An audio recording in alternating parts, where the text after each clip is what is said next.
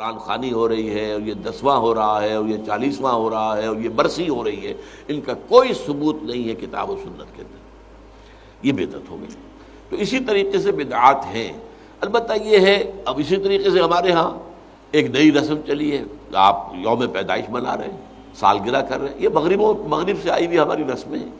یہ کوئی صحابہ کرام سے حضور سے تو ثابت نہیں ہے۔ تو ان چیزوں کے اندر بچنا چاہیے ان سے۔ البتہ یہ ہے کہ ایک ہے کہ جو سائنس کی ڈیولپمنٹ سے ہے، اب کوئی کہتے ہیں صاحب پھر آپ ریل گاڑی میں سفر کیوں کرتے ہیں، وہ تو صحابہ کے اور حضور کے، یہ سائنس کی ترقی سے جو چیزیں آئی ہیں یہ بالکل دوسری چیزیں ہیں، ان میں ثواب کا معاملہ نہیں ہے، یہ تو آپ کی ایک ضرورت ہے جو پوری ہو رہی ہے۔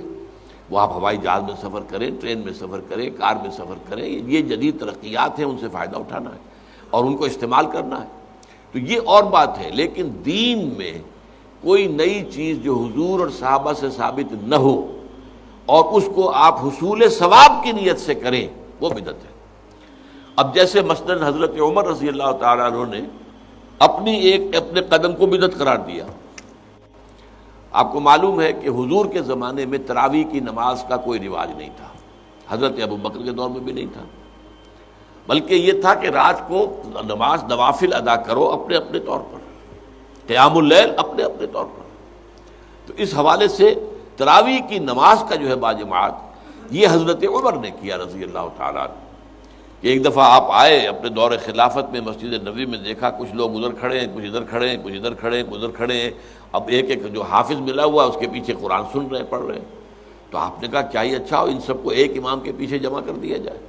اچھا کوئی اول شب میں پڑھ رہے ہیں، کوئی دیر میں پڑھ رہے ہیں، حضور نے 3 دفعہ جماعت کرائی اس رمضان کی رات میں، تو وہ تہجد کے وقت کرائی ہے، وہ عشاء کے ساتھ نہیں، جو ہم تراویح کہتے ہیں کہ عشاء کے ساتھ ہی 20 رکعت ہم پڑھتے ہیں، یا اہل حدیث حضرات 8 رکعتیں پڑھتے ہیں، تو اس لیے کہ حضور نے تو صرف تہجد کی جگہ پر پڑھائی، تہجد کی 8 رکعتیں ہوتی تھی حضور کی، تو 8 رکعتیں آپ نے پڑھائی۔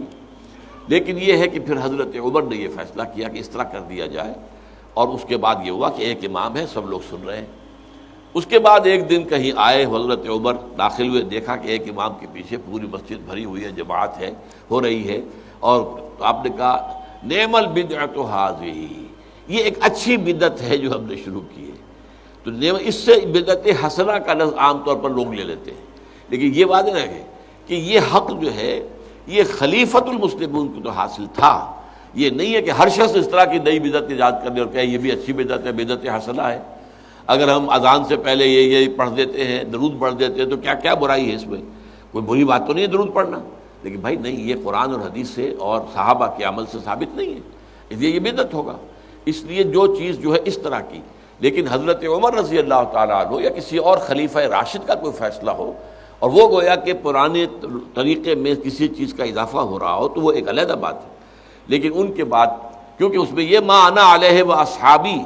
تو اصحاب حضرت عمر اصحاب میں سے ہیں، اور اصحاب ہی نہیں بلکہ آپ جو ہیں خلفائے اربعہ میں سے ہیں، خلیفہ ثانی ہیں، تو اس پہلو سے ان کی بات علیحدہ ہوگی، لیکن کسی اور کو